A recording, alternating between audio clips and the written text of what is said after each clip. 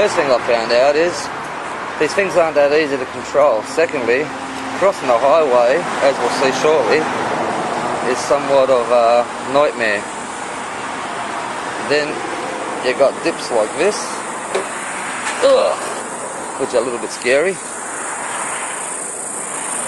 Not to mention all the looks you get off people.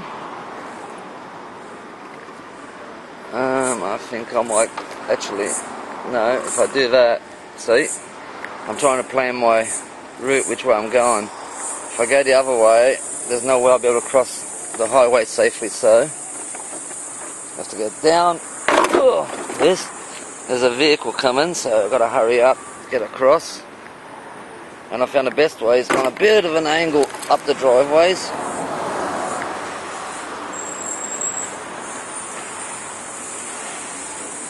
There we go. Highway up ahead. And believe it or not, you should give way to pedestrians. Most people will move out of your way, but some won't.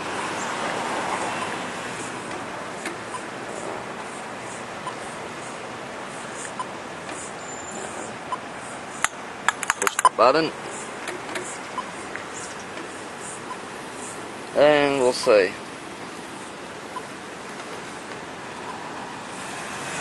I tell you what, you get a lot of looks from people as if they haven't seen anyone in a wheelchair before. Also, have to keep check on battery life, so you know just how far you can go. Although they're usually good for at least 30 kilometres distance, at about 9.5 k's an hour. That's not always the case, depending on your batteries and the weight of the person in the chair and whatnot.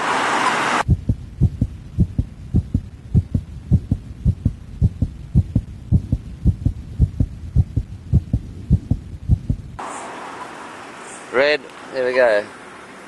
Yep, we can go now. Now it's flat stick.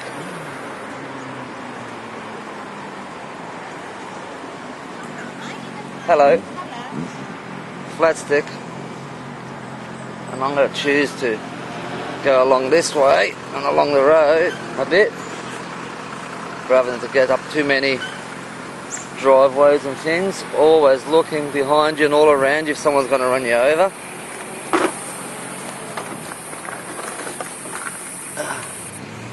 As you can see, you do meet some nice people, some friendly people.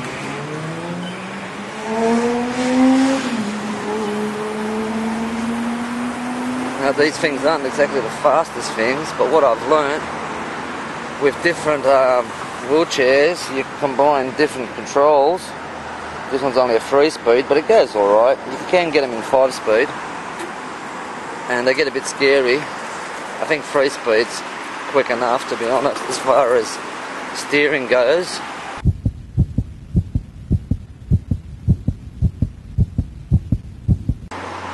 And see now, here we come across a problem. Some inconsiderate bugger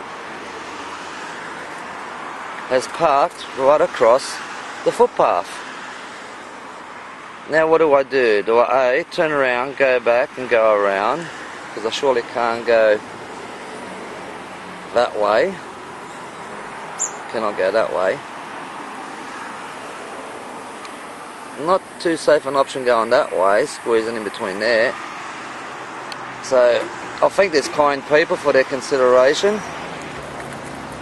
Do an about face, and once again find another way back onto the road.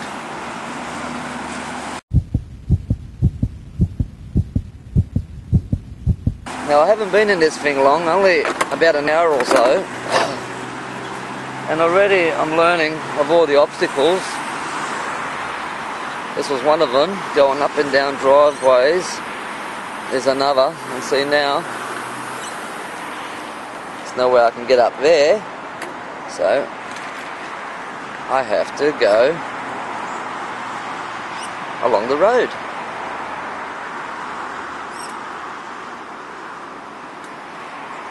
Always looking left and right. Now somehow I think this little bit here, at least this guy's loud enough room for a wheelchair to get through. Ugh. Better here than up that driveway, I think. Nice shady spot. Took a little moment to recover, and here we go, back out into the sunlight again.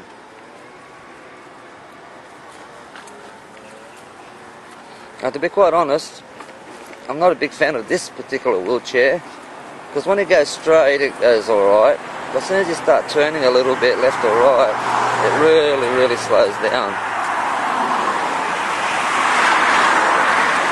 Now I'm sure a lot of these drivers coming past are wondering what the hell I'm doing, driving a wheelchair with one hand and holding a handycam in the other. Little did I know that I'm trying to make this little awareness video.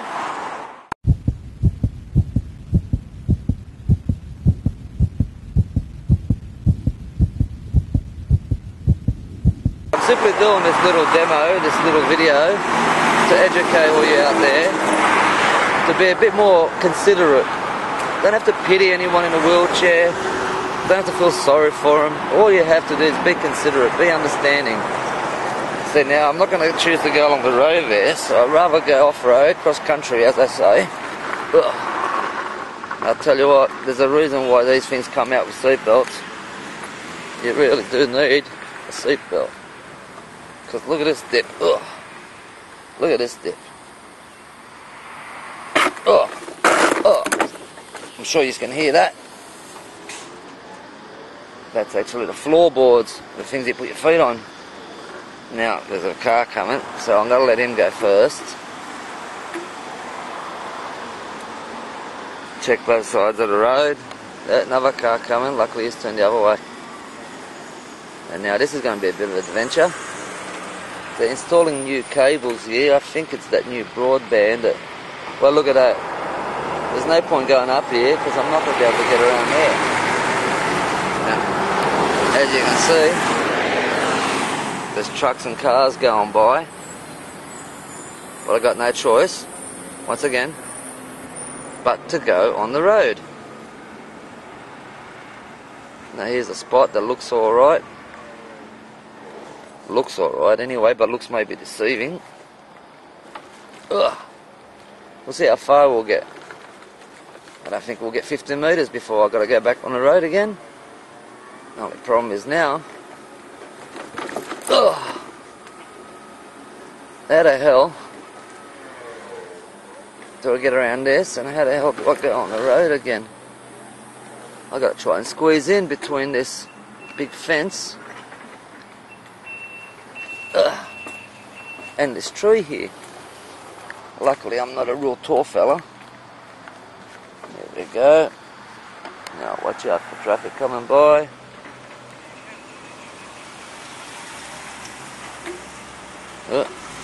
More traffic.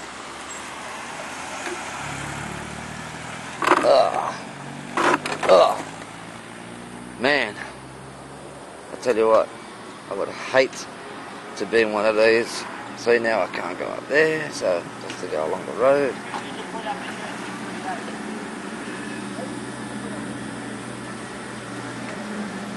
Always keeping a lookout on the fuel gauge. As you can see, if I want to be on the left, I have to go on the grass, which will chew the battery up, something wicked. So the best option for now, which is not a safe one of course, is to drive along the road. Unless I was on the other side of the street. Well, as you can see, they actually have a footpath all the way down and around.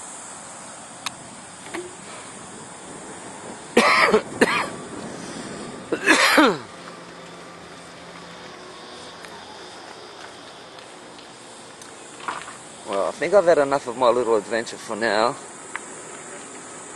Battery's not the fullest, and I don't really want to have to push this thing. And although I'm perfectly capable of getting up, unlocking the hubs and pushing it back home, I wouldn't want to in this heat. It's nearly like 38 degrees Celsius. But can you imagine somebody who can't get out of the chair and their battery goes flat? They can't get up and, you know.